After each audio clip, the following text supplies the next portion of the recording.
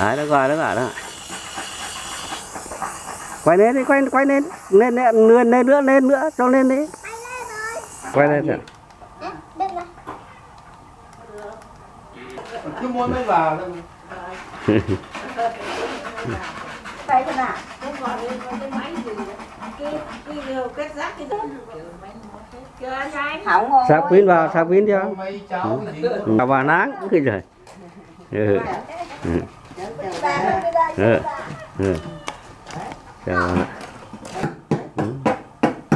ngày xưa thấy cái này có tí người cái nó sang ngay. Rồi.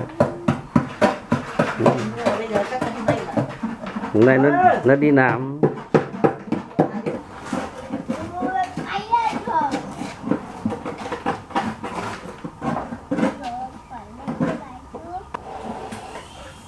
Bay lên rồi, bay lên.